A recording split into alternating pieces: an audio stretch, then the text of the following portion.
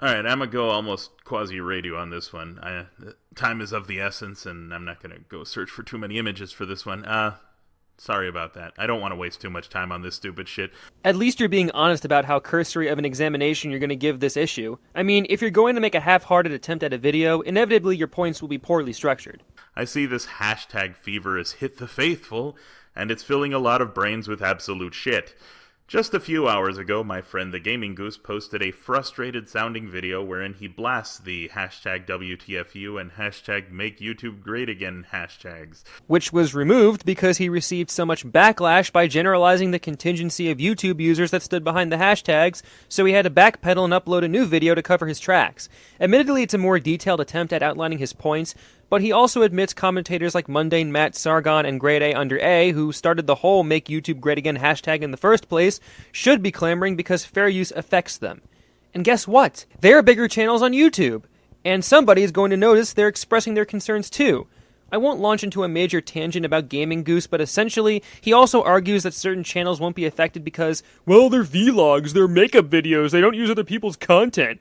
Well, that won't stop one person from submitting false DMCA claims to other users if they feel indignant enough, and even if that is removed from the equation, fair use is just the tip of the iceberg. Grade A Under A made a video discussing other problems YouTube still has not resolved yet, which include certain toxic, more well-known YouTube channels achieving some sort of impervious status, because apparently Content ID and community guideline strikes do not affect them the way little channels are affected. Grade A Under A talks about prank invasion and how he was able to monetize his videos after a short duration of time, for whatever reason, even though he broke a guideline of posting repetitive and harassing content online. The criticism of YouTube has multiple roots, though we will focus on the fair use aspect for the rest of the video because that's what A. Salieri's video entails. At any rate, let's continue.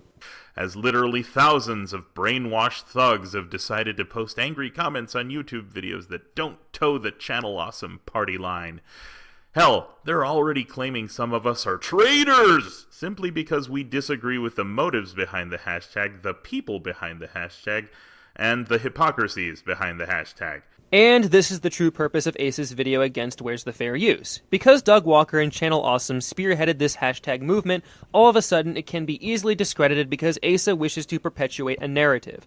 The narrative being Doug Walker is the devil and he must die alongside his compatriots on Channel Awesome due to their showing a rampant disregard for common decency. Apparently. Never mind the fact that other channels proffered their stories about DMCA abuse, including Chris Raygun and, dare I say it, the mysterious Mr. Enter, who is currently tracking the status of his current random DMCA claim and is still fighting and counterclaiming. Nope, that's all moot because showing fanboys of Doug's retweeting you and criticizing you is ample proof the entire movement is a waste of our time. I think you're looking at it from the worst angle possible here. Alright, so motives. You have Doug Walker going absolutely nuts over fair use on YouTube, and how his poor little Chanley Wanley got taken down for all of, a few hours? Yes, but let's talk about monetization. Even though Doug Walker got his channel back after a short period of time, his monetization was impacted for weeks, mainly due to how YouTube processes DMCA claims. Let's say you use YouTube to profit from your own media, and you find some joker who poses as a company issues a DMCA complaint on the grounds that the joker believes you violated fair use. Well, guess what? Your monetization could be impacted immediately, and your video could be removed, all at the capricious mitts of idiots who didn't read Lens v Universal. And this was going on before the judgment was rendered, so you can tell it's a systemic problem in the YouTube sphere. Also, still doesn't change the inconvenience other channels like Alternative History Hub, I Hate Everything, and Little Karibo faced, but I suppose they don't matter in your constructive narrative. Because of some copyright shit? Funny! Doug himself has a history of abusing the YouTube flagging system to take down people who upload clips of his show in whatever context they put it in. Where was their fair use, Doug? Well, if these random channels uploaded Doug's content without any additions or modifications, then of course Doug or someone else could flag down the video for a violation of the guidelines, and YouTube could arbitrate. But Asa did say for all contexts, so let's assume people did upload with their own commentary. That was years ago, Asa. Doug could have definitely learned his lesson and stopped doing that, realizing they were false copyright claims. If you can provide evidence that Doug is still doing that now, please feel free. I'm sure you have organized records of such attempts. Ask your friend AVGN why back in 2011 he had Mike Matei copyright flag me for running a scathing commentary of his show. Again, this occurred years ago, and Mike Matei more than likely learned his lesson after putting the Angry Video Game Nerds channel into Killdozer mode. Even then, what you fail to realize, Asa, is what you described is kind of fueling the argument for the existence of the Where's the Fair Use hashtag. You are saying that because YouTube rules can be easily flouted, channels like yours can be sent false copyright flags from companies or third parties. Well, why not try to fix this systemic issue instead of blaming people for perceived hypocrisy and only complicating the problem further? Doug, you're a hypocrite. You didn't care about this stuff until it hit you in your wallet. When it's anyone else, fuck them. That's how you treat them. Sensibly speaking, I'm pretty sure that Doug Walker and his gang of nerds on Channel Awesome are always keeping fair use in mind when releasing their content, specifically because most if not all of these reviewers are, well, giving their criticism and opinions on copyrighted content. Doug Walker is an entrepreneur. Unless he is the most lazy and tactless human on the planet, he would probably have done research on fair use and perhaps consulted legal teams and those who are knowledgeable of copyright law beforehand. But let's assume Doug Walker is lacking in any common sense because Asa wants to treat him like this Saturday morning cartoon villain. Doug Walker's monetization was affected for weeks, and YouTube is a primary mode of making money. Of course, Doug Walker won't find this incredibly personal until it happens to him. Imagine, Asa, that you're raising money for organizations to help spread awareness of the dangers of texting and driving. And let's assume the reason you're doing this is because you were texting and driving and ended up in a serious accident. Fortunately, you survived. Now, what are you going to do if someone comes up to you in the middle of your campaign and says, "Well, you're a hypocrite, you didn't want to raise awareness until it affected your health, you stupid duplicitous fuck"? Now do you see why your argument is absolutely flawed? And what's this hashtag supposed to be doing? Raising awareness? Nope. It's just another way for couch potato slacktivists to act like they're actually accomplishing something. I don't see you proposing any ideas on how to fix this flawed system. I mean, you have presented evidence that your previous channel was taken down by false copyright strikes. Care to elaborate on your plan to remedy this so it won't happen again? At least the so-called lazy slacktivists have an iota of determination in their skulls. Let's all cry and whine over TFS and Doug, guys! Yeah, guys who whine and get their channels pulled for all of a couple of hours, and who, surprise, surprise, all got reinstated. They were too big to fail. But Johnny 2 Subs can go fuck himself. YouTube can't ever be pressured into giving some nobody their channel back. You want to talk about people's channels returning at the speed of light? Let's talk about prank channels like SoFlo Antonio or Prank Invasion, whose channels have returned so very quickly that it almost seemed they were never suspended from YouTube in the first place. At least Doug Walker and other channels that were unfairly targeted actually tried creating substantial content. Prank videos? Most of them are faked, they're grossly unfunny, and are sometimes used to harass people in the real world. But no, they get their channels back quickly too. And so do so-called reactors, who spend all their time gathering content and recording themselves making faces at the content, while the content is displayed in one corner of the video. So if you want to bitch about Team 4-Star using too much content from original sources, despite it being parody and thus transformative, talk to these lackluster channels that seemingly have a huge subscriber count and are somehow prevented from all punishment and consequences. This is yet another glaring problem that you're failing to see. Even if the channels come back, they could be targeted again. And even then, terrible channels that still have a huge subscriber count are also coming back even after violating community guidelines. And you think Where's the Fair Use and Make YouTube Great Again are ineffectual, lazy methods of attack. You suggest an alternative later on, and we'll get to that hunk of shitty garbage later. I speak from experience. I was given 3 copyright strikes in 2011. Like many smaller channels, no one shed a tear over me. So fight to ensure this doesn't happen again. I will concede your channel was unfairly targeted, but unless you want to change anything about the site, you're liable to have history repeat itself. Just because someone you dislike is actually suggesting something reasonable does not mean the hashtag is composed of mindless idiots.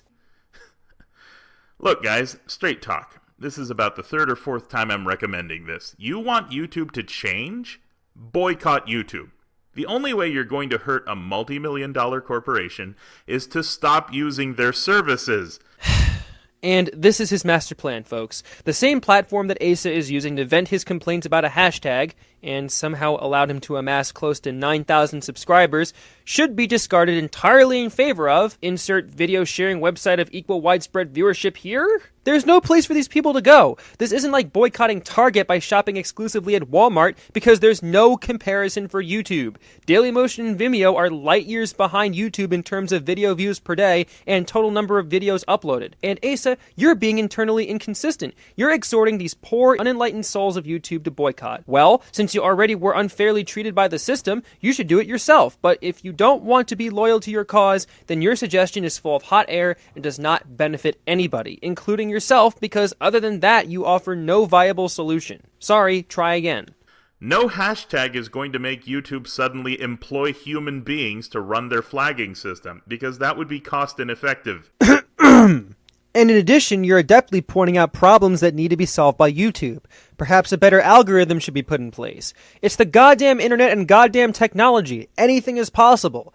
But again, your solution makes zero sense. Hashtag, where's your common sense? YouTube likes the fact that money rolls in without too much money having to roll out. But none of you are going to boycott the site. Including yourself. I recommended this to people in 2011, 2013. I told everybody, boycott YouTube. Well, it's 2016, and yes, boycott YouTube if you want to see YouTube actually change. Otherwise, all you're going to be doing is playing into these big channels' schemes. See, they want you to keep them relevant at a time when their popularity is waning.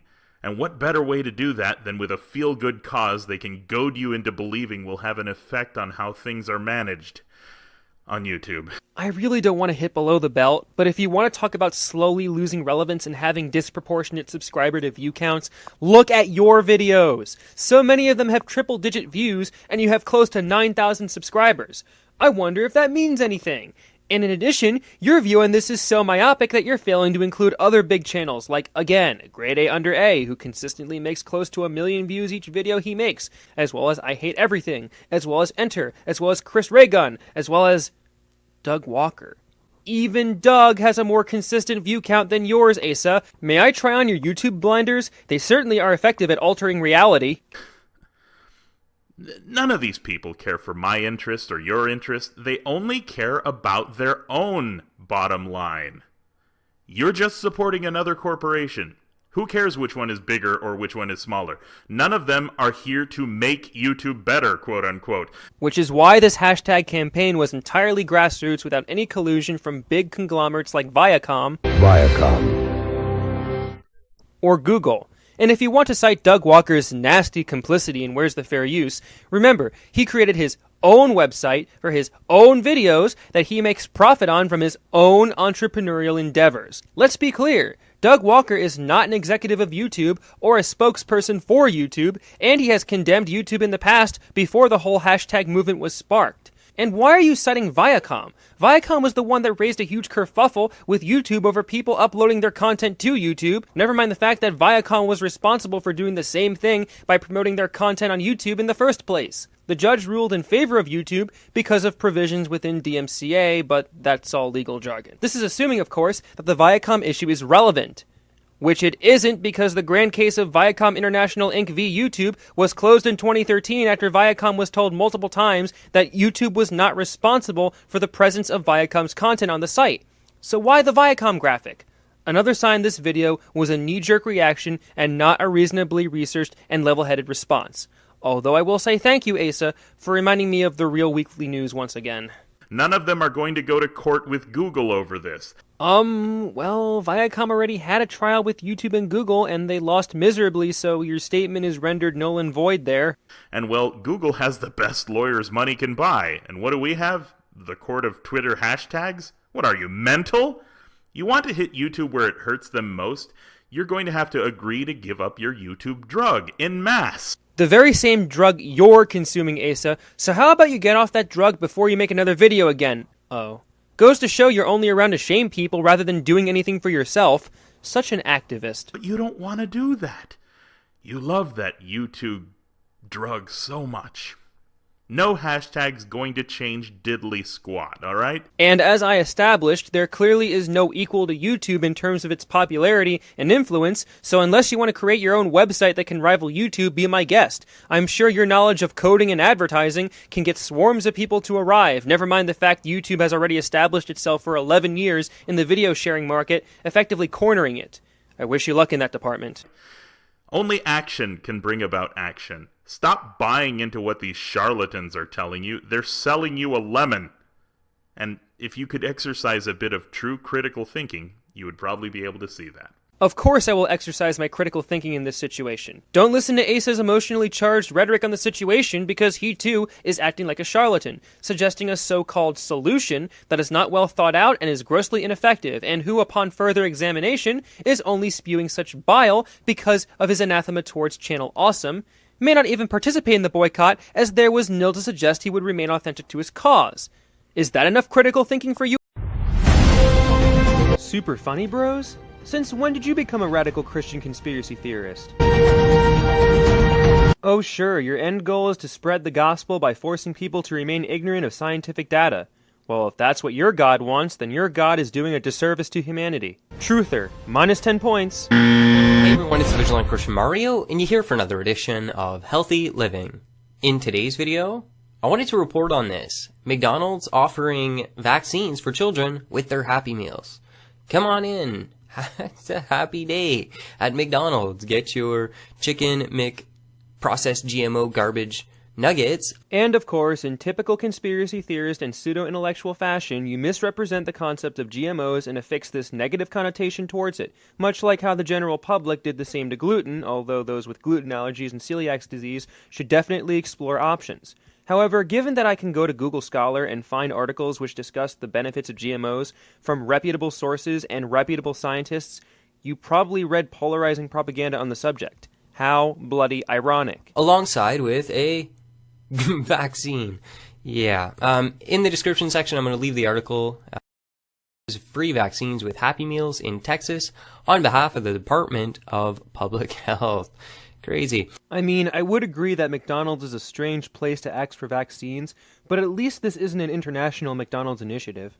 So, you obviously have been hearing, as I have, a lot of controversy surrounding this whole idea of vaccines and the fact that many people, including myself, believe that we have the right to say no. Sure you do, but you also run the risk of spreading diseases that have been mostly eradicated in the United States, and you bear the responsibility when your child gets sick with preventable diseases such as chickenpox, or if not shingles when they're older, as well as other childhood sicknesses such as pertussis. In addition, because of people who refuse to vaccinate, especially those that continually and erroneously claim that the measles, mumps, and rubella MMR vaccine somehow magically causes autism, measles outbreaks have been reported. Here's an article on the Boston Children's Hospital website to confirm this. In ABC News. That, eventually when they try and pass, and they will, force vaccines onto people, that is impeding on our rights and freedoms. Considering that your definition of freedom involves risking your children and other children to preventable diseases, I'd say that your position deserves critique and outright dissent. But if you are going to follow the route of, oh, you're just a tool of the government, get in line. The 9/11 truthers and birthers beat you to that excuse. Now, I'm going to leave in the description section a couple articles here. Whistleblower confesses to publishing fraudulent data. This one, massive vaccine cover-up confirmed. And breaking court discreetly, confirm MMR vaccine causes autism. Now, as many of you are aware, I have been diagnosed as being on the autism spectrum, more specifically Asperger's. Therefore, all this talk about how doctors and the government are engaged in a secret cabal whose primary function is to spread diseases to the general public is absolutely ludicrous and borderline offensive. In addition, you're citing articles from Natural News, a website that peddles conspiracy theories in an attempt to propagate an equally as sinister alternative medicine agenda, especially considering that the founder, Mike Adams, has been caught under fire for a variety of off-color claims he made, ranging from the par for the course MMR vaccine causing autism statements to saying that AIDS does not exist. This may sound borderline ad hominem, but his reputation obviously precedes him. Ooh, more articles that prove my point. But these are the two that I want to bring up to your attention. There is evidence that shows that there's been a cover-up with the information. So although the mainstream news and the general public at large is convinced and convincing that, this doesn't lead to autism, there's actually evidence that shows that there's a massive cover-up. Your evidence just seems to be a bunch of opinion pieces from an already discredited website, so in effect, there's not that much evidence to go on. Let's go back to that McDonald's article for a second. This particular McDonald's says it will give certain vaccines, such as one for hepatitis A, varicella, meningitis, and of course the infamous MMR vaccine that destroys everyone's lives. Here's a study that was done by the Institute of Medicine, which you'll probably never trust. It says clear as day that MMR and autism have little to no causal connection. In addition, there is an interactive graph that discusses how the Institute of Medicine came to these conclusions about certain vaccines. You can find it here. But I suppose the Institute of Medicine is in cahoots with Big Pharma like every scientific outlet in the world, right? Now, why would this be happening? Well, it's because I believe, and my research has shown this on my main channel, that the elite of the world, the wealthy, the rich, don't care about us, and in fact view us as useless eaters. So wait, are you saying that scientific organizations such as the Institute of Medicine or other scientific institutions are part of this overarching rich people classification? They are not all rich moguls here. Sure, some rich people can be jerks, but so can pseudoscientific health nut peddlers. Who are the rich people in your case? Is it just CEOs? Government workers? I'm not bothering to go through your 400 other videos to figure that out, but I feel that throwing around such vague terms detracts from your point. And they believe that the planet is too populated and that we need to be eradicated and brought down to a lower level. So it's a form of eugenics and elite depopulation of the masses. Eugenics? What is this, the Bilderberg Group? How in the world is this eugenics, especially considering vaccines have a low death rate to begin with? A majority of the time, people are fine after vaccination. If they wanted to initiate a eugenics plan, that is the most ineffective way to do so, especially considering the rare cases. You know what's a better eugenics plan? Being ignorant and spreading diseases, like what you and your anti-vaccination cronies are doing. And this would be a perfect way to administer their plan, to take people and put stuff in us without us even realizing. Now, keep in mind, they think that they're doing the Earth and humanity a favor. They view us as a virus, and a virus needs to be eliminated in order for the world and the higher, more intellectual, wise elite to survive. Again, how in the world are these perceived higher, richer elite going to do this when the vaccines that they are allegedly pushing on the general population have very low rates of, say, anaphylactic shock that could potentially cause death, if left untreated? This is all pure conjecture on your part, and constantly citing other organizations that support conspiracy theory rhetoric is just a promotion of your own propaganda. But this is nonsense and craziness. If you follow my main channel, you do know I've talked about the fact that the elite in the world today are actually completely depraved, lost souls who are under the power of Satan. So you need to be very careful because there is an agenda of death in the world. So let's see if I got your conspiracy theory right. Okay, so Satan has crept into the minds of all the rich people in the world. That's number one. Then Satan had to creep into the minds of the governments who support research into vaccination. That's two. Then Satan had to sweet-talk all the scientists who have rendered research into vaccination, and GMOs, and anybody who has criticism towards alternative medicine, because those arguments make up the body of your contentions. That's three. And then Satan had to whisper sweet nothings into the ears of all the doctors that agree with vaccinating children early. That's four. Wow, that's certainly not an improbable conspiracy theory that requires millions of people to involve themselves to allow it to function. It's not like the 9/11 truthers imply a similar amount of people in order for their conspiracy theory to actually have validity. Reality does not apply to these propagandists. And they don't care about you and your family. Trust me.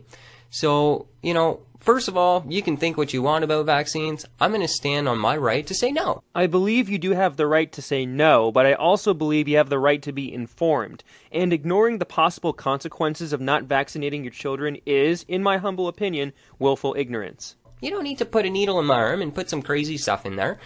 Stuff that there has been evidence that shows that is linked to some severe consequences, and also some evidence that shows that there's a legitimate cover-up going on. So, in 2013, the CDC posted a list of ingredients for a wide variety of vaccines. So if you're willing to take a look at that, definitely go right ahead. Though I'm sure you think the CDC is another player in your unrealistically large army of conspirators against your life.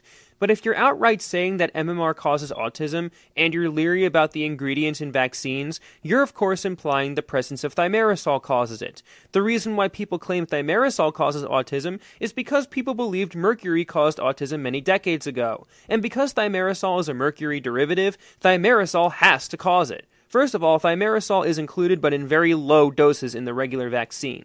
If the vaccine was entirely thimerosal, that's a different story, but it is not. Second of all, this thimerosal claim is based in the erroneous belief that those that exhibit autistic symptoms have similar symptoms to someone that is suffering from mercury poisoning. This paper, which was published in Pediatrics in 2003, says that people like Bernard et al., who state such a false equivalence, did not provide sufficient evidence, and note that neuropathology of the brain is majorly different in an autistic patient as opposed to a patient that has abnormally high levels of mercury in his or her system. You seriously need to get the paranoid delusions out of your head, because I am this close to labeling you as a paranoid schizophrenic. So I won't take too much time because I'll probably dedicate a couple videos to really going... More fodder for commentary, eh? Can't wait to see those videos so I can hear more myopic comments and misconstrued statements based on falsified evidence. Great gym in my area, and the owner of that gym, I'm going to meet with him shortly. We've developed a good friendship. He's very outspoken against vaccines, and he does believe that it leads to autism, and he's done a lot of research. This guy's in the health field. Well, surely he is a doctor that has the requisite scientific experience necessary to understand how vaccines work and how you can target diseases with vaccines, right? Now, he's not a doctor. Oh, figured it was too good to be true. Because don't get it twisted. What is a doctor? Go to your doctor, okay? What you're going to see behind them, and this is when it clued in for me. I went to my family doctor. I looked behind, and all of a sudden I'm like, oh, what is that? That's Pfizer binders. The whole row. That's all it was. And I'm like sitting there. I'm going, wait a minute. This guy is a big pharma drug dealer and pusher. He makes money off of pushing drugs onto the public. Two things. One, the guy you're talking to. What relationship does he have with the medical field? Is it as intimate as a doctor's or a scientist's? How would he know anything? Does he use the same resources as you do for your so-called evidence? And number two, are you saying that every single doctor has a Pfizer binder in their offices? And if they do, are you insinuating that doctors are all in constant communication, rubbing their hands together evilly, and picking out which medications and vaccines can cause your untimely death? If drugs and vaccines are actively killing people, why aren't there more deaths from both? Why are statistics always saying that possible side effects are minimal? Again, if these guys wanted us all dead, they would have done something more insidious ages ago. This is criminal, in all honesty, the way that they've set up the medical establishment.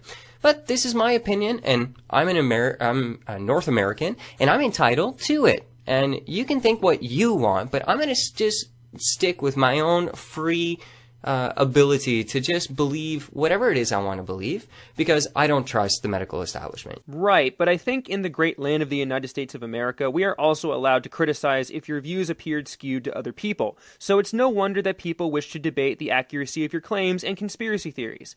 And yes, I have the right to call your ideas conspiracy theories as well. You can think that Big Pharma really does care about you, that it's not about money and all that stuff, but hey, I'm going to present some research on this channel, and hopefully you too can use your freedom to express your beliefs at some point, and also to make up your own mind, and not just believe the status quo, because the mainstream news told you at 6 o'clock when you tuned in that people who are saying that vaccines are dangerous and have consequences are crazy, that we're conspiracy theorists and all this. You kind of are, because you're using words like Big Pharma to describe critics of yours. And Big Pharma, in your eyes, consists of many people within many disparate organizations. What else should we call it? I could label it as an us versus them mentality, but I feel that bears many similarities to conspiracy theory. Stop believing the lies. That's my opinion. Pure lies and propaganda. Much like your claims, as I made abundantly clear with my evidence and counterpoints. The purified irony is gushing out of your video, good sir. I'm going to have a sit down with the owner of the gym, and I'm going to go through his research and things and come back with a lot of data. Let's hope the data doesn't come from Natural News or any other site similar to that. Otherwise, I am going to claim your friend is wearing the same blinders you are. And just to keep, another thing to keep in mind, did you know that they're trying to regulate the internet? Did you know, probably, let's say, 5 years down the road, who knows how long, the internet will be controlled in a very different way? Google will be deciding what is true and what isn't true. If you're referring to net neutrality, then we kind of already won that. The FCC reclassified the internet as a broadband 2 technology, and that should not be toyed with. I know that it has the potential to be overturned, but there it is. And what horse does Google have in this race? Google was among many websites that supported net neutrality in the first place. Where did you hear such ridiculous nonsense? And whatever Google decides what is true or not true will have dominance in the search results. So if big old Google says, no, that's just a crazy conspiracy theory, even though there's legitimate information and we know there's a cover-up, massive vaccine cover-up going on, because big old controlling Google in the near future, in the new controlled internet, will be about, then you won't even be able to hear this information anymore. First of all, the main reason why these articles are probably near the top of the Google search results is not because of Google, but because the organizations that want their websites near the top pay Google to do so. If anything, it's not just Google being one of the most important search engines that contributes to that. Why do you think Wikipedia is near the top every time you research a topic? In addition, if you have such issues with Google, you can always use Bing, where natural news appears on page 4 of the results. So if you're so inclined to have your propaganda appear first, at least that's the freaking start, right? It's frivolous to suggest that the same search engine that supports net neutrality would decide the course of all search results, even if you type in specific search terms in which you can get natural news on page 1. Yet another conspiracy theory, folks. It'll be so pushed out of the mainstream that you're barely going to get it. So while there is still free internet, free speech, do your research. And then think about it. Why are they trying to take away the right to talk about these things? Any direct evidence that Google is actively hiding your so-called evidence away from you? Did your gym friend share some secret documents? Did you talk to anyone from Google about this? No? Okay, cool. That's par for the course for most conspiratorial nut jobs anyways. And stuff like that. Anyways.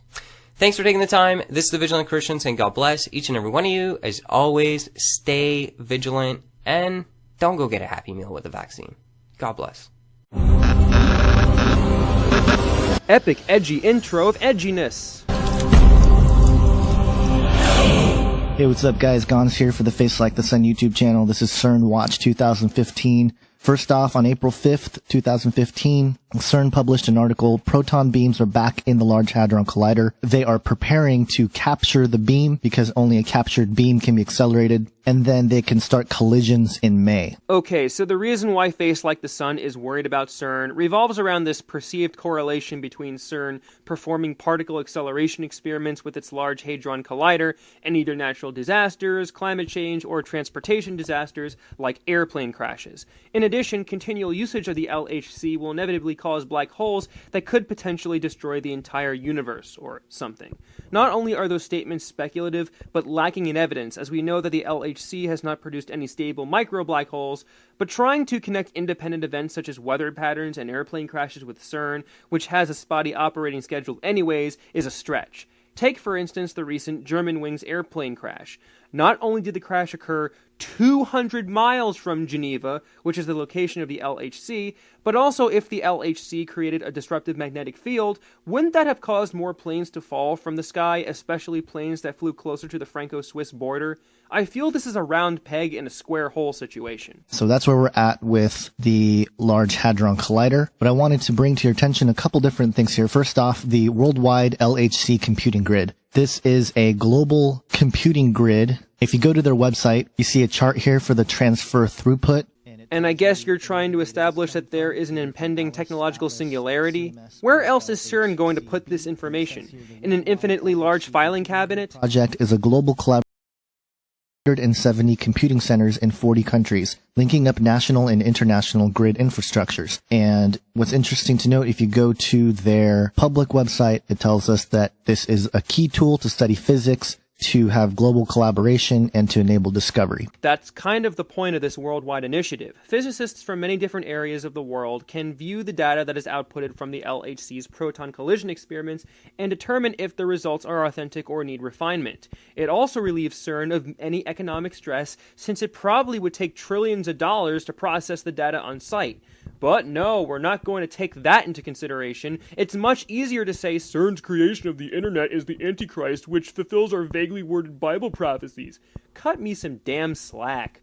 And this grid is supported by both the European Grid Initiative and the Open Science Grid, which is US-based. But what's interesting to note is that if you look at international relations with CERN, it's fascinating to study because, first off, when you look at this chart, the blue here are CERN member states, and obviously a lot of it is in Europe. surrounding the actual Large Hadron Collider, which makes sense. Green is a session in progress. Yellow, declared intent to join. So there's a few nations here scattered around that are looking to join CERN. And here's what I thought was interesting. The orange represents observers, and Russia, India, and the United States are all considered observers. If you're trying to imply the US, Russia, and India have details to hide because of some imagined inconsistency you're trying to dredge up, I think you're doing a poor job. Just because the US and India are observer states doesn't mean that they're going to ignore CERN's existence. Maybe they actually want to assist in groundbreaking discoveries in the discipline of physics,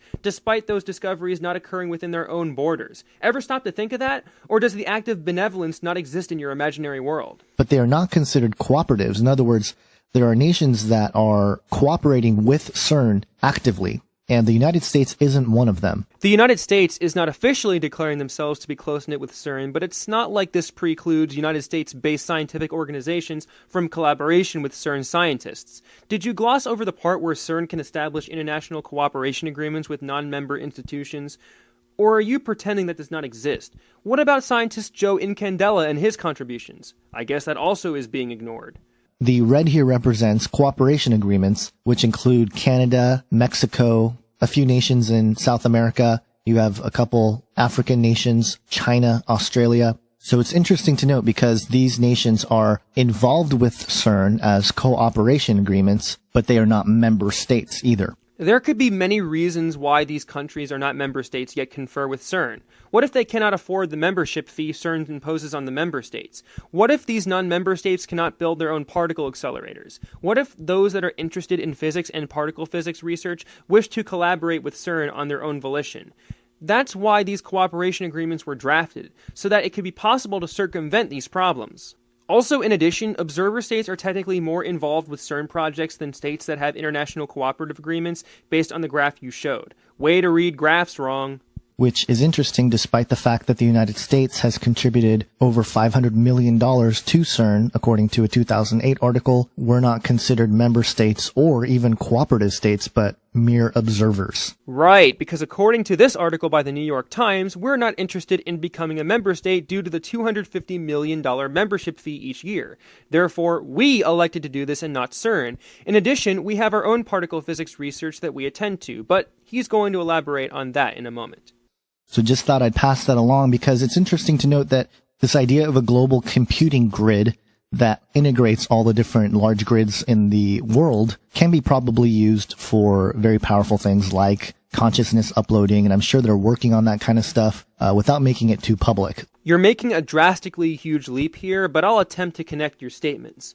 So, because you pointed out that a bunch of countries are either observer states or states that established international cooperating agreements with CERN, but are not official member states of CERN, and because CERN has a global computing initiative so that it can actually process the massive amounts of data it produces from each particle collision experiment, that must mean CERN is plotting to create a global mind, which will lead to a technological singularity, which will lead to all of us being enslaved by artificial intelligence, and nobody is telling anyone about this? Or we could just use Occam's razor, and you're clearly seeing patterns in a series of disconnected observations. Now, since the United States is left out of CERN in terms of... Because we're not paying the hefty membership fee. It doesn't really matter because America has its own Large Hadron Collider at the Brookhaven National Laboratory, and we've talked about this in past videos, but there's a couple things I wanted to point out. They have two detectors. They have Phoenix, which is much like an X-ray or MRI that captures inside the hot, dense matter formed in particle collisions. And that's really interesting. Obviously, the name Phoenix has all kinds of occult symbolism. Maybe like a phoenix rising from the ashes, we'll be able to regain dominance in the particle physics discipline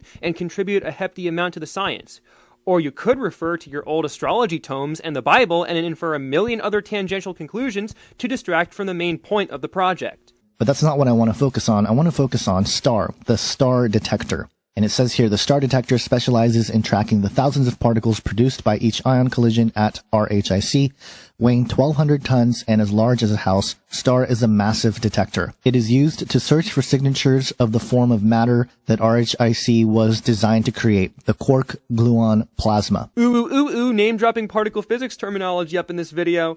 So the quark gluon plasma is basically a state of matter that is predicted by quantum chromodynamics, which revolves around the nuclear force that holds protons and neutrons together in the nucleus of an atom. The relativistic heavy ion collider at the Brookhaven National Laboratory is attempting to recreate the quark gluon plasma, and if it can lend insight into the creation of the universe, since particle physicists suggest the universe before the Big Bang could have consisted of a densely packaged quark gluon plasma. But watch, this guy is going to spin it so it sounds like we're going to implode the universe or something. If you scroll down here, they have multiple detectors, but it says here the heart of STAR is the time projection chamber, which tracks and identifies particles emerging from heavy ion collisions. As each collision occurs, STAR measures many parameters simultaneously to look for signs of the quark gluon plasma. And then also what I thought was fascinating was this reversing time. By using powerful computers to reconstruct the subatomic interactions which produce the particles emergent from each collision, the detector can, in a sense, run time backwards. This process can be compared to examining the final product which come out of a factory and trying to determine what kinds of machines produced them. So again, very fascinating that they are messing with time. See, if you're trying to find correlations with making logical predictions about how the remnants of a particle collision were created to time travel, then I think you've read one too many Asimov stories. Yes, if you make educated predictions about how a collision occurred, you are speculating what has occurred in the past. Nowhere did the article say they are trying to actively modify the past. I hope you don't go down the parapsychology route and cite Ganzfeld experiments next, because many of your colleagues make allusions to that branch of science when discussing future predicting and prophecy and all that noise. And they are looking for, again, the quark gluon plasma. But this idea of star, obviously there are occult connections to the idea of a star with the pentagram. See, you're doing that again. You're making weird free associations that try to fit a personal theory rather than providing proof for your assertions. Yes, the pentagram was used by Satanists and occultists, but that usually took the form of a pentacle, which involves the star inscribed within a circle. As Mr. Sir Raven pointed out in his excerpt on unpronounceable username here, the pentagram by itself is not necessarily an evil symbol. It has been used by the Mormons, the East Asians, the Baha'i faith, and even the Pythagoreans. So it had to mean something to those societies and ethnic groups.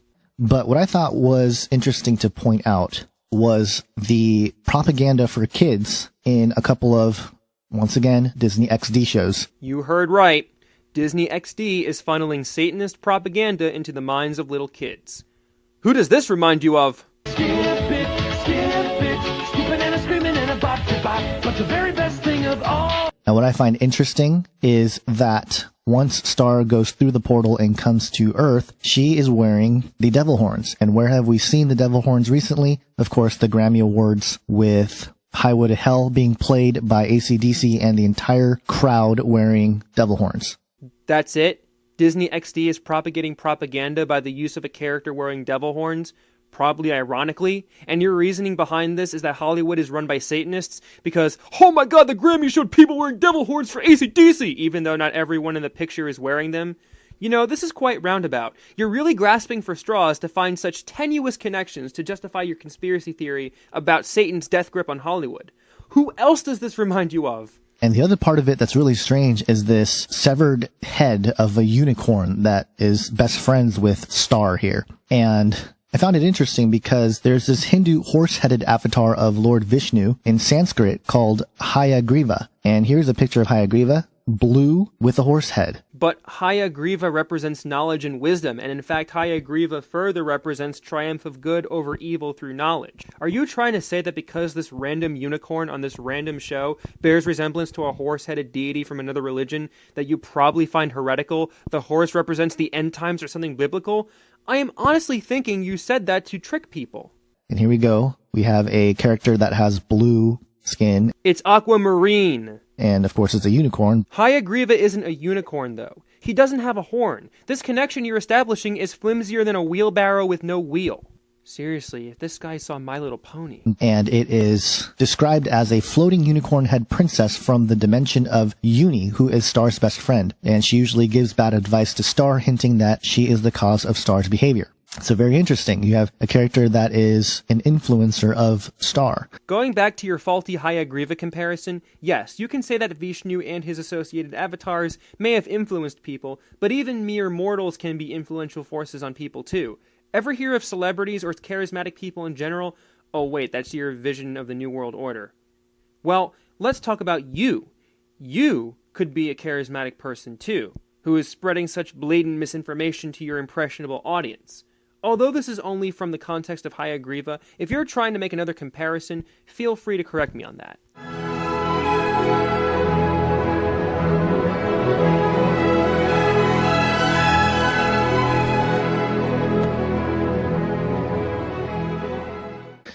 And so the connection here with CERN is this idea that this character goes around to different dimensions. And, you know, there's a whole thing with scissors and they cut open portals and they just slip through these different dimensions and stuff like that. Here we go again with the black hole nonsense. I know you're talking about the black holes again because you're hung up on CERN trying to discover multiple dimensions and trying to make this Byzantine connection between that and Disney XD shows. This goes to the concept of string theory, which argues that there could be more than the 3 spatial dimensions and the 4th time dimension we are aware of. There could be other dimensions wrapped in the 3 spatial ones, and this wrapping prevents us from observing them.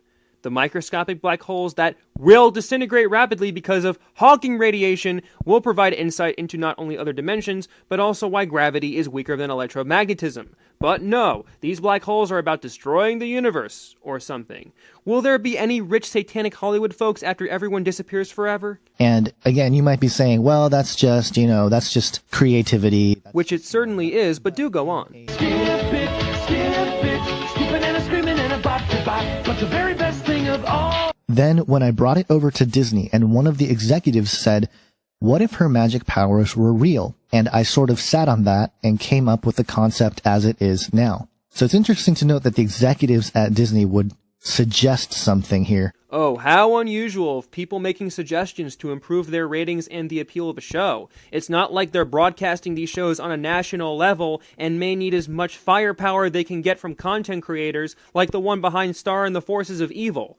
This never happened before, despite stories you hear about Nickelodeon and Cartoon Network executives doing the same with shows such as Dexter's Lab or Powerpuff Girls or Johnny Bravo, and so on and so forth. Point is, just because they make suggestions does not mean they are members of the Illuminati or CERN. Okay, thanks, bye. And I'm not saying that it's anything nefarious on the front of it, but it's very bizarre. So are your wacky and threadbare explanations for why you believe Disney XD is disseminating some satanic propaganda when clearly you're trying to pull a MacGyver and create something out of a series of unrelated topics. That you have all this symbolism that seems to tie into this idea of extra dimensions, portals, and you also have this Large Hadron Collider detector called STAR looking for the quark gluon plasma. Yes, but if one isolates the quark gluon plasma, one could be able to determine if extra dimensions exist. But how in the world is this propaganda? Do you know for sure if the creator of the show was inspired by the LHC or STAR? Even if they were inspired by the particle accelerator, are you implying that the show is trying to presage CERN's and our future discoveries? If that's the case, ask them if the quark gluon plasma is present on the show. Otherwise, shush with your propaganda. And you may think that there's nothing of it, but this whole idea of extra dimensions is a really big theme right now in the Disney XD channel, because obviously there's been a few of them out there, but there's another show that just came out, Pen Zero Part-Time Hero. And if you read the plot of the story, it's a series that follows the adventures of Pen Zero, who unexpectedly inherits the job of his parents, being a part-time hero who must zap into various dimensions to take on the role of a hero in that world and save the day in their place. And again, more portals and dimensional rift type stuff. We also come to another common conspiracy theory about CERN and other particle accelerators. Apparently they are stargates and will open a portal to various dimensions where the Anunnaki will be summoned and will enslave the world. Yeah, too science fiction for you yet? Well, that's what these conspiracy nuts believe. Instead of figuring out if these dimensions exist for the sake of understanding how gravity and other forces in the universe work, we're just going to summon old deities and enslave a majority of the human race. Then destroy the universe. These theories are conflicting and make no sense. And if you watch the show, they have a machine called the MUT, the Multi-Universe Transprojector, which is a machine that can zap people into other universes that need saving. And of course, it's held in a theater called the Odyssey. And of course, no coincidence here that MUT is a word that means mother in ancient Egypt. Oh great, another religion this guy will define as barbaric and heretical. Hollywood is run by the devil because of obtuse Egyptian references, you guys! And Mut is considered the title of the primordial waters of the cosmos. As a goddess, she is seen as the queen or Lady of Heaven. And so there's no way that this is just coincidence, guys, that they would have a machine called the Multi-Universe Transprojector. It happens to be Moot. Yes, we can easily say without equivocation that a random acronym in a random Disney XD show is deliberately quoting an all-encompassing goddess in an ancient religion. Just like how we can easily say without equivocation that the Beatles song Lucy in the Sky with Diamonds was deliberately crafted so that its acronym would spell out LSD. Just like how we can easily say without equivocation that your username acronym, FLTS, would be shorthand for flights. Maybe he takes clandestine flights to the Cayman Islands so he can access his secret bank full of gold bricks from Fort Knox. Do you not see how ridiculous that sounds? Which is a Egyptian goddess, and it happens to be in the theater of the Odyssey. And if you look here, this is the Temple of Mut, or the Precinct of Mut, which is located near Luxor, Egypt.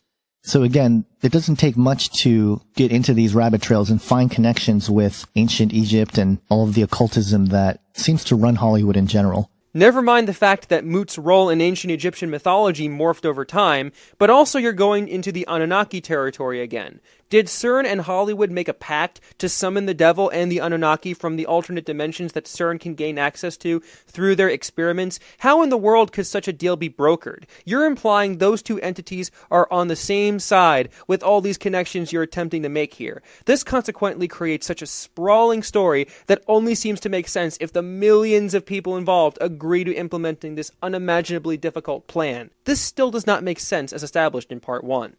Now, there's one more interesting thing to point out with the Brookhaven National Laboratory Relativistic Heavy Ion Collider, the RHIC. Now, they have another detector called the Phobos detector, and it says here the Phobos experiment is based on the premise that interesting collisions are rare, but that when they do occur, new physics are readily identified. Thus, the Phobos detector was designed to examine and analyze a very large number of unselected gold ion collisions. So, we all know that Phobos is one of the moons on Mars, and it's interesting because just a couple weeks ago, there's this connection to Mars with Buzz Aldrin. But the Phobos detector has been around for a while, and it predates the story by years. How you can make that sort of connection is beyond me. Oh wait, never mind, you conspiracy theorists are also obsessed with the Apollo 11 mission never happening either. My mistake. With a shirt here right in front of Stonehenge saying, get your arse to Mars. And what is this all about? Why is he at Stonehenge? Why is he doing this? There has to be some significance there. Of course, Buzz Aldrin, 33-degree Freemason, walked on the moon, allegedly, and all this stuff. Maybe Buzz Aldrin visited Stonehenge and wanted to make a statement at a famous monument. Maybe he wanted to just disseminate a message about potential Mars colonization. And how do you know he's a 33rd degree Freemason anyways? Did he tell you that to your face? Or did you read it on other conspiracy theorist websites that also display misleading evidence? Here, allow me to do the same thing you just did. Well, you see, there's also a detector called the Brahms detector, and as you all know, Johannes Brahms composed some lullabies for people, which make babies and other people go to sleep. Here's an article that CNN did several weeks ago that talks about how sleep deprivation is unhealthy or something. Therefore, the Brahms detector is trying to make us all go to sleep. Ooh, ooh, ooh. So the connection there to Mars is very interesting. The other thing that's really interesting is that there is a company that works with CERN called Gralator. Gralator is a company that creates machines to detect antimatter. That's one of the things that it does. And if you look at the logo here, it is a reptilian hand. Or foot, whichever. And of course, that comes because the fossils of the Gralator are these three-fingered dinosaur foot tracks that you can see here. But it's fascinating to think that they have this connection to the reptilian. I love how you can get to this Wikipedia article on the reptilian by typing in reptilian agenda in the search bar. Anyways, this is yet another freaking conspiracy theory that involves reptilian alien creatures invading the bodies of high-ranking political leaders and consequently manipulating societies. Aside from this being pure conjecture, especially assuming that extraterrestrial life will reach us eventually, this again involves an unrealistically large amount of people, especially if a scientific organization is dropping this supposed reptilian symbolism. I guess all politicians are reptilian since the phrase high-ranking is vague as hell. Also, they are blood drinkers, hide in underground bases, and world leaders are related to these reptilian people. Shapeshifter entities. Now, do you see why this is utter crap? So a lot of rabbit trails here in different directions. Yeah, the many directions these rabbit trails form resemble the blueprints of Daedalus's labyrinth. But I thought I'd share some of the dot connection happening, in my mind anyway, and maybe there's nothing, maybe there's something, but I thought I'd share them anyway because I think it's strange that there is this theme of dimensions with a lot of these shows on Disney XD that is being pushed to kids, and I think this is on purpose. Keyword being in your mind, which could indicate the entire video was a well-constructed delusion. In addition, you only mentioned 2 shows on Disney XD that work around a dimension premise. The sample size is incredibly small and does not support your contention that all of Disney XD is trying to force-feed propaganda down its impressionable viewers' throats. Maybe these shows are just buying into a fad. I suppose you're willing to mention anything that appears to lend credence to your tall tale. Hello everyone, and this is Berg Productions with another episode of an educational series. The word educational in italics and quotations. Today's episode is episode 3, Old Technology versus New Technology. Let's go ahead and start this, shall we? Doesn't this guy's voice sound like a cross between Inazuma 8 and Junior Fan 89? Oh, how I miss them both. Old Technology. A timeless treasure of sorts that are being forgotten in modern times compared to the generations preceding it. Not only is the grammar clunky, but also the point is malformed. The technology appears to be forgotten because the technology has reached a status of obsolescence. Why use it if there is a more efficient alternative? New technology. A force in which a good chunk of the world relies on for information sources. And I personally think that's a good thing because it allows us to be more interconnected with both factual data and other people aware of the factual data. This, then, is the genesis of constructive discussion. There are disadvantages to this, but then again, books have published false information before. Why is new technology overshadowing old technology? We will elaborate on this as time goes by. But let's analyze the proper definition. The definition of technology is the application of scientific knowledge for practical purposes, especially in industry. Given that I just finished taking a technology class for my education certification, I can tell you that it's both a weak and incorrect definition. Technology is the sum total of tools, principles, and other associated knowledge that is used not only by industry but for society and life. Effectively, technology consists of the many permutations by which others in society get the materials they need, and it can come from other social groups. It's quite an expansive definition. Technology has come a long way for man since God created the earth thousands of years ago. And here you're indirectly trying to create a point of contention by shoehorning your religious narrative into the video. We're not going to have an unbiased perspective in this video, folks. There are certain technological inventions that are old, but still we use. For example, we use wheels for chairs, cars, bicycles, grocery carts, and games. In all cases, the wheels spin. In my day, seeing wheels spin was pretty fun, and to some, it is still fun to this day. I know that according to V-streamers, you're 28, but you saying, back in my day, makes me think of all those nostalgic obsessed 20-somethings on YouTube who yearn for the 1980s like they were the best decade ever. I surely hope this video won't be tainted by some sort of chronological bias either. Are your sarcasm meters ringing like no tomorrow? Another example of a technological evolution is the cash register. The United States Civil War veterans James Riddy and John Birch invented the cash register to protect their saloon from employees taking money away out from underneath them. Early mechanical registers were entirely mechanical without receipts. The employee was required to ring up every transaction on the register, and when the total key was pushed, the drawer opened and the bell would ring, alerting the manager to a sale taking place. Those original machines were nothing but simple adding machines. I can read from Wikipedia, too. That's right. A lot of theft occurred after the Civil War due to the fact that jobs were scarce.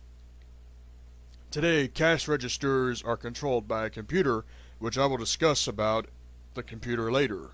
My prediction at this point of the video will be that Berg Productions will call for the abolition of the computer, thereby stunting our advancement in civilization in favor of returning us to the Dark Ages. Let me know if my prediction is correct.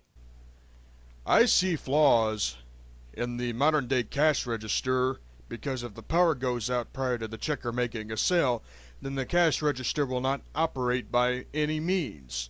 As somebody who has worked in a supermarket for close to 6 months and who has operated a digital cash register, I am well aware that a supermarket has a fail-safe plan in the event of a power failure. Let's take the recent example of Hurricane Sandy in 2012. Sandy was responsible for many town-wide power failures, so what did supermarkets do in response? They plugged in their backup generators, and guess what? The power came back! And on the 1% chance it doesn't work, because it usually does, people, I guess, then may have to perform checkouts manually. I sincerely hope you did not use Guptill's videos as a template for this video, because it seems you're unable to consider alternatives much like Guppy over there.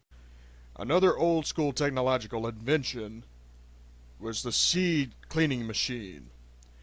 Why was this machine important? Because farmers in the old days, after hours of harvesting, would save their best seeds, clean it, and dry it for the next planting season. It was a way for farmers to feed the country and feed themselves in the long run. What killed the seed cleaning business? Numerous seed companies. Why would I say something like that? Because seeds were being offered to new generation farmers, 20th century farmers, that was getting into new technological advances. Okay, so what are the problems here? If you're implying that farmers are going to be out of a job because of the new advances in technology, you're sadly mistaken, because farmers, with these new advances, can perhaps produce a higher yield of crops. Here's a parallel example. The seed drill, which was perfected by Jethro Tull in the 1700s, was an invention that allowed farmers to sow seeds in organized rows. This allowed for higher germination rates, though the invention itself was too expensive. Later on, modern seed drills, especially those that were perfected by the 20th century, allowed for plantation of seeds at specific depths per the farmer's preference. More seeds could be planted, even in areas where soil might be subject to erosion. How is this a terrible thing again? I'm dying to know specifics. Also, new generation gardeners were buying seeds from the companies instead of the farmers. What makes it even worse is that the supermarkets were booming in the 1950s. Due to the fact that society as a whole was changing due to the American dream. Although the American dream concept was around for quite a while. See also Horatio Alger's works. The seed cleaning industry was basically obsolete. When the supermarkets entered the lives of American people, so many farming machines from the 19th century, including old processing mills, were considered obsolete due to rapid machinery that doubled results in half the time. Many of them did rely on electricity rather than manual labor. Whatever the case is, we basically lost touch with common sense. It's incendiary statements like these that make you appear like you believe you know more than your audience and can offer a nostrum for today's issues. Please inform our current economic chair about the economic ramifications in sacrificing efficiency and quick access to products for manual labor, and you tell me how far you'll get. Now to one of my favorite parts of this episode. Acoustic technology versus electric technology. This guy is about to talk music. How will my principal passion fare after watching this video? Stay tuned. While I do love rock and roll, genres like bluegrass, jazz, and classical have been acoustic. Granted that jazz has electricity for certain instruments, most of the time it still holds true to acoustics. You just established that you like electrical instruments by your admission to liking the almighty genre of rock. So what point are you trying to make here by noting the many genres that contain acoustic instruments? I hope you're going somewhere with this. The piano was invented by Bartolomeo My favorite instrument! of Padua, Italy in 1698. The purpose of a piano was to balance the loudness and control so large crowds could enjoy the music without either wondering where the music is from the clavichord or having their ears bleed from the harpsichord. It was pretty good technology for the time and is still widely regarded as a great instrument. Today we have electronic keyboards that My second favorite instrument! piano, harpsichord, and clavichord.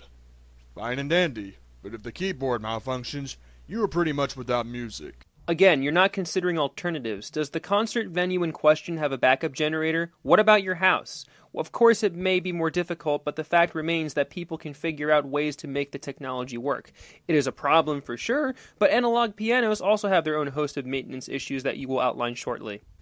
Here's my opinion. It's more expensive to buy a keyboard than a piano because with a real piano, you can tune it, replace the strings, and strengthen the keys so they play well.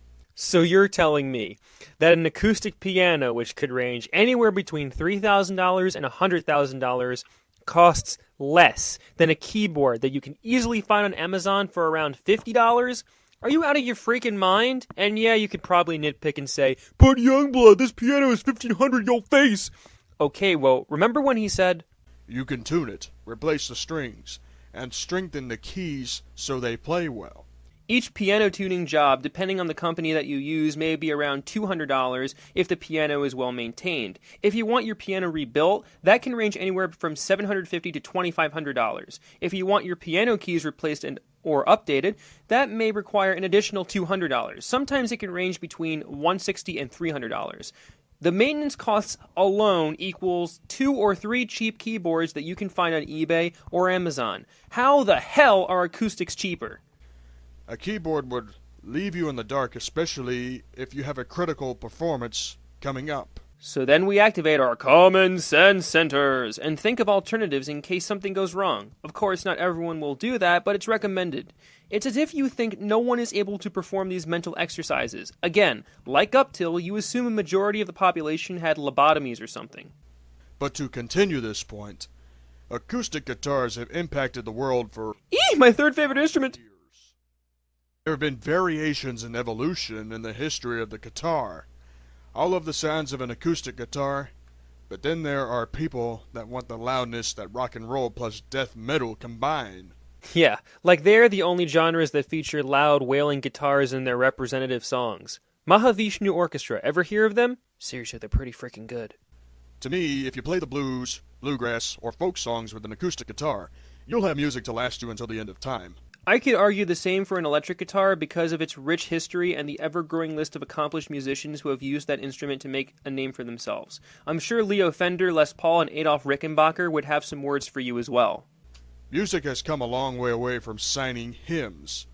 What the guitar, horns, and piano did was change the face of music, and has made music in general very enjoyable. Now that, my friend, I completely agree with. If only the rest of your video was like that. Hymnals from hundreds of years ago used the piano to worship Jesus. Oh God, here's that religious narrative again. Does Jesus find musical instruments like the piano good for helping lift the spirit of those that are starting their morning with him? You better believe it. Well, at least he didn't say that rock and roll is devil music or that Jesus hates the Beatles, but still, shoehorning Jesus into your video again makes you look partisan. Here's another example of old technology that evolved, and it's still being used today. The telephone. $5 says this guy is going to talk about how everyone texts and how our minds become mush as a result. We all know the story about how people use the phone to communicate from a far distance. So skip it, to run, to jump, to hop, skip it.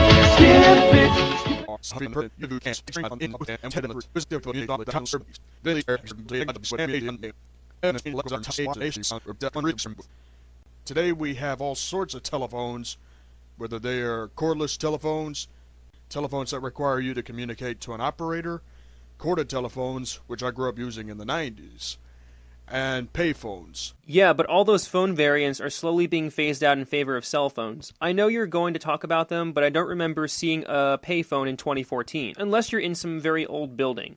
If so, kindly direct me to that Victorian building, please. The infamous of all of them, the cell phone. Why do I hate cell phones? People use them way too much, even on social calls. Because of it, there is so much drama. Here's a tip. If you know that drama exists, try to avoid it. Maybe I can give you some sympathy points if you're the bearer of said drama or know family and friends who have experienced that drama. However, that's the price you have to pay for phones that have better service and offer more functions than a landline. In any case, send all of your complaints to social media. Spoilers, he does. When the cell phones evolved, there came features on a cell phone which dubbed the current generation called the smartphone. Why do I refuse to buy a cell phone? Number one, drama. I don't want to hear people griping, crying, threatening, or stalking me while I'm on the road taking care of things. Here's another tip. Remove the people that are causing you grief on your phone. Last I checked, phones have other functionalities such as blocking numbers and removing people that are on your contacts. If all else fails, call your provider. What is it with you and being unable to consider alternatives? It's either one extreme or the other. If we all used your logic, we'd all be in caves predicting the weather with our kneecaps. Number 2, they cost a ton of money. How can anyone conform to that lifestyle of using minutes that are unnecessary? Social calls are good only on a payphone or a home phone. Cell phone cost is understandable, but one could use it as a tool for building responsibility. If a parent finds that their son or daughter is using their minutes or data unwisely, they can either force them to pay the difference or ask them to not use their phone until they figure out a way to control it. Again, there are advantages to that. It's about adjustment, not becoming a Luddite. Number 3, people do not use cell phones for emergencies only, and that is a critical thing. Isn't that kind of a repetition of the previous point you made earlier? However, the companies that provide you the service expect you to use those minutes, or they become worthless. It's a very vicious cycle with cell phones. But then the choice can be made by the end user to use the minutes. If they don't want to use the minutes, that's their choice. Cell phone companies aren't forcing their customers to use minutes, they're recommending you use them. It still doesn't change the fact people make the choice to use them or not. Your bias is showing, please cover it. Now to another form of technology that has been around for so long that going into details on who pioneered the mailing system would take too long. Mail. The oldest form of outside communication in world history. Long before the invention of the telephone, social networking, and all that other good mess. I'm only mentioning this because I haven't made it clear before. Your speech really needs some polishing, dude. Like, seriously, put some Pine Sol on that mouth of yours, and then begin to enunciate. Mail was the only way of communicating to an individual far away. A lot less drama back then. Excuse me? Are you claiming that relationship issues, fiery emotions, and disagreements just did not exist in the 16th, 17th, or 18th centuries? I can tell you that while the drama was not as instantaneous, I'm sure on some level it existed. One example that comes readily to mind are Albert Einstein's correspondences with his first wife, Mileva Merrick. They would talk about their crumbling marriage and Einstein's problems with other professors. Isn't that what teenagers are doing today, with their talk of crumbling relationships and problems finding jobs? And even beyond the scope of mailing letters, people still had arguments regarding similar topics, so your perspective is horrendously off here. Granted, it would take weeks, months, or even years. It was a very good way of keeping up with people, and it was dirt cheap to mail things. Mail was very effective until the beginning of the 21st century. That was when electronic mailing, which is exclusive to the internet, Even though the first email was sent in 1971, which occurred in the 20th century, but do go on. sped up communications with people that were new to the modern technology world. However, certain things you cannot get physically from the internet, so mail still applies, even though it is a struggling business.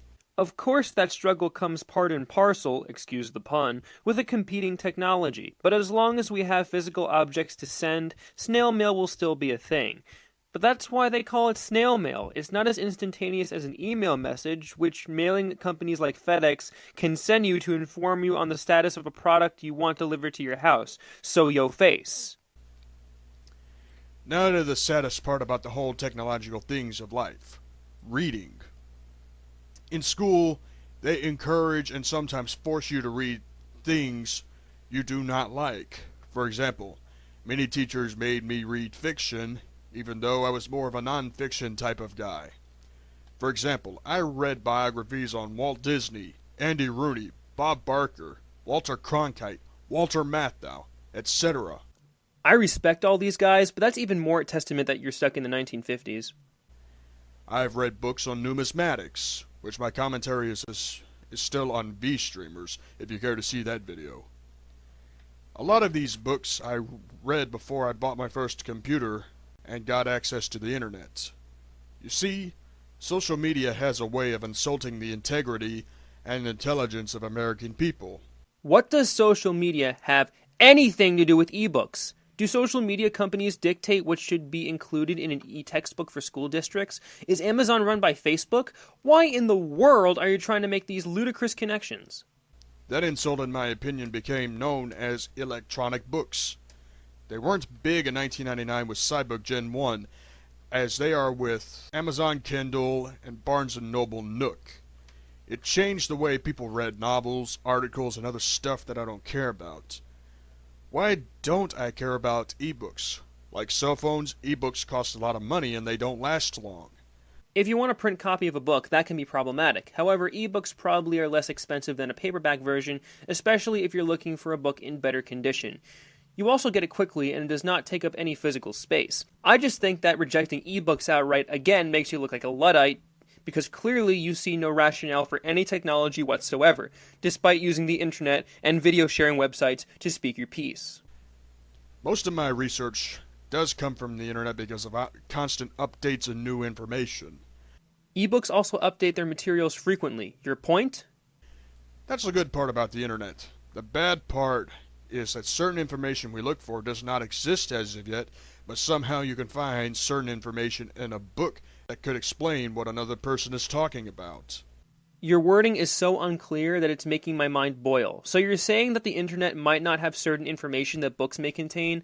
I could say the same about books being unable to catch up to the internet in that regard. Your point is subjective and nebulous. Can you please give me examples of what you said? The reason why I prefer real books over ebooks is because of the value real books have. Real books are slowly being obsolete thanks to social media and environmentalists that want to conserve every tree. That is a blanket statement that inaccurately represents technology's goals. Technology is not a leftist agenda spearheaded by fringe environmentalist groups and spoiled kids on Facebook. Again, sir, put that bias away. You're scaring children here. I could rant about environmentalists, but it's irrelevant to this episode. Old school cookbooks that call for saturated fats like real butter, lard, milk, beef drippings after cooking meat makes it seem like we are living in a different generation.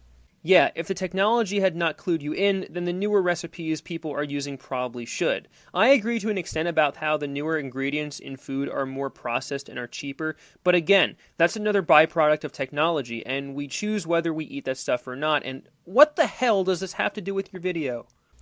You may not find the original, but the copies still carry more value even if the grid goes down. Are you expecting all of the United States to suddenly just have this massive blackout or something? Are you also expecting big-name companies to just not have backup generators? Unless we're in thermonuclear war, that's not happening pretty soon. What about a book on numismatics? Some people can learn how numismatics works, despite the fluctuation of the value of the dollar. But the internet can perhaps have a more accurate calculation that determines how the dollar will fluctuate, and it may update quicker than a numismatics book. Real books are what children need to expand their vocabulary and function in society. I could talk about television, but television itself is not evil. It's actually social media that's evil. Here we go again with the goddamn social media. Yes, social media is not always the proper forum to discuss things with other people. Yes, there are potential issues with social media. However, what does this have to do with reading to your child? Are you going to expose them to Facebook at age 1? Are you assuming all parents are nitwits? What kind of planet are you on, sir? Do I blame social media for butchering the most basic form of technology like books? Yes. Not necessarily the novels, but for shoving garbage down the throats of my generation. I have some questions for you. What about the older folks who use social media to connect with their families? What about the two people who use social media that are trying to reconnect even though they live on the opposite ends of the world? It's not like you're going to expose your impressionable children to Facebook and say that is the only way they are going to learn to read. Again, reasonable parents can use this as a responsibility tool. Cookbooks were huge back in my mother's day, my grandmother's day, and any other generation preceding them. My brother can cook, my sister can cook, and I can very well cook a good meal. The problem is that when social media told people how to live their lives in their house and encouraged them to go to fast food places, cookbooks became obsolete in America. I stand aghast at the level of ignorance you are exuding right now. You're right now presuming that social media conspiracy exists, and such a conspiracy involves the dumbing down of our nation and removing cookbooks from the general zeitgeist. Telling people to eat fast food? That's what the televisions did for many decades, and you're saying they're not evil. You're out of your cotton-picking mind. In other countries, cookbooks are still big business because people in other nations are smart enough to pass on a time-honored tradition to another generation. Can you please label which countries are doing this? I am not going to take your statements as credible if they are just general statements with no supporting evidence. That's why I would rather invest in a cookbook in case the grid goes down. Finally, we talk about one more thing that is slowly becoming obsolete. Supplies. Not building supplies, but your basic pen, paper, binder, folder, and all that other stuff that kids used to use in school. So is that lack of supply why every single wholesale store ever has back-to-school sales for backpacks, binders, paper, pens, colored pencils, and other assorted school paraphernalia? If there is such a lack of supply, why even advertise it? Why does this make me sad? Because a lot of schools in America are implementing more modern technology over old technology. Going back to my educational background, a lot of the students we see coming into classes are digital natives. To have the students just do written activities all day long would not only bore them, but render them unable to learn anything in class. The inclusion of things like laptops, iPads, and so forth allow for students to look up information independently, and allow them to be willfully engaged in class. And if you think that's just another one of social media's tentacles corrupting the schools, consider this. What if you have a student that has a special learning disability in written expression such as dysgraphia?